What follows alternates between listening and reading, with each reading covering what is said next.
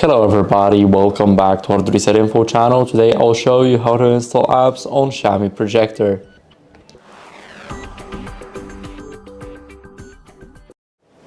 So first, go to the home, now go to your apps and go right here to click add apps.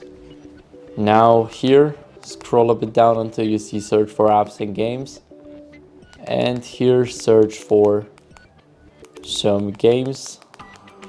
Now click search. And now all we have to do is just wait. If it didn't find it, then it will come up like this. But if it did, then it will install that game. And yeah, that's it. Thank you guys for watching. Make sure to leave a like, subscribe, and see you next time.